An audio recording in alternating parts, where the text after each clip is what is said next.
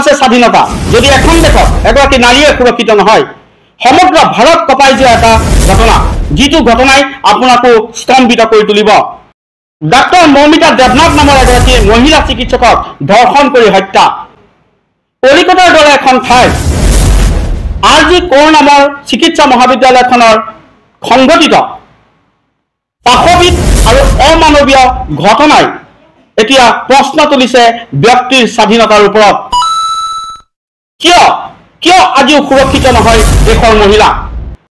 আচলতে সেইদিনা নিশা RG কৌৰ চিকিৎসা মহাবিদ্যালয়খনত কি হৈছিল ডাক্তৰ মৌমিতা দেৱনাথৰ পৰিয়ালক সান্তনা দিবলৈ এতিয়া ৰাজনৈতিক অৰাজনৈতিক সকলো দল সংগঠন উপস্থিত হ'ব কিন্তু প্ৰশ্ন হৈছে কেতিয়া ওৰ পৰিব এই মানৱৰূপী দানৱৰ নিকৃষ্ট মানসিকতা আৰু এই জঘন্য অপৰাধৰ লগত জড়িত দানৱৰূপী সঞ্জয় ৰায়ৰ কি শাস্তি হ'ব লাগে তাৰ কাৰণে আপোনালোকে কমেন্টৰ জৰিয়তে প্ৰতিবাদ সাব্যস্ত কৰিব পাৰে আৰু আপোনালোকে চাই আছে মৃণাল ক্ৰিয়েশ্যন 2.0 ইউটিউব চেনেল আৰু মৃণাল ক্ৰিয়েশ্যন 2.0 ইউটিউব চেনেলৰ সৈতে মই মৃদুপল্লৱ শইকীয়া আচলতে সেই নিশা ডাক্তৰ মৌমিতা দেৱনাথৰ লগত কি হৈছিল সেইদিনা আছিল 8 আগষ্ট আৰু সেই 8 আগষ্টৰ দিনা নিশা নিজৰ কৰ্তব্যত ব্যস্ত হৈ আছিল ডাক্তৰ মৌমিতা দেৱনাথ আৰু নিশা যেতিয়া ভাগৰ লাগিছিল অৱসাদে আৱৰি ধৰিছিল আৰু তেতিয়াই ডাক্তৰ মৌমিতা দেৱনাথে নিজৰ সেই চিকিৎসা মহাবিদ্যালয়খনৰ যে সেমিনাৰ হল আছিল সেই সেমিনাৰ হলতে শুই পৰিছিল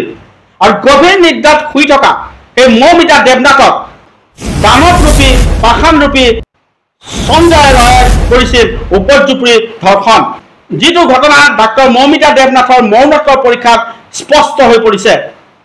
এটা প্ৰশ্ন উঠিছে দেশৰ মহিলাৰ সুৰক্ষাৰ ওপৰত আৰু যিহেতুকে 9 আগষ্টৰ পুৱা সেই মৃতদেহটো ডাক্তৰ মৌমিতা দেৱনাথৰ মৃতদেহটো উদ্ধাৰ হৈছিল সেই চিকিৎসা মহাবিদ্যালয়খনৰ সেমিনাৰ হলত আৰু তাৰ পাছত মৰণোত্তৰ পৰীক্ষাৰ পাছত মৃত মহিলা চিকিৎসকগৰাকীৰ দেহত পোৱা গৈছিল আঘাতৰ চিন চকু আৰু মুখত দেখা গৈছিল তেজৰ চেকুৰা আৰু তাৰ উপৰিও গুপ্তাংগৰ পৰা ৰক্তক্ষৰণ হোৱা দেখিবলৈ পোৱা গৈছিল যিটো মৰণোত্তৰ পৰীক্ষাৰ যি প্ৰতিবেদন সেই প্ৰতিবেদনত স্পষ্টৰূপে প্ৰতিফলিত হৈছে এটা প্ৰশ্ন হয় যদি এখন স্বাধীন দেশত যদি এগৰাকী নাৰীয়ে সুৰক্ষিত নহয় তেন্তে কি হ'ব আৰু মহিলাৰ সুৰক্ষাৰ ক্ষেত্ৰত আমি যেহেতুকে এই কথাটো কৈছো যে নাৰী নিৰ্যাতনৰ ঘটনা বিভিন্ন সময়ত পোহৰলৈ আহে বিভিন্ন সময়ত পোৱা যায় বাতৰি প্ৰকাশ হয় কিন্তু এই মানৱৰূপী যি দানৱৰ যি নিকৃষ্ট মানসিকতা এই নিকৃষ্ট মানসিকতা কেতিয়া ওৰ পৰিব সঞ্জয় ৰয় নামৰ যিগৰাকী মানৱৰূপী দানৱ সেই মানৱৰূপী দানৱৰ কি শাস্তি হ'ব লাগে সেই শাস্তি আপোনালোকে কমেন্টৰ জৰিয়তে জনাওক আৰু এই কমেন্টৰ জৰিয়তে আপোনালোকে প্ৰতিবাদ সাব্যস্ত কৰিব বুলি মই আশা কৰিলো ধন্যবাদ জয় অসম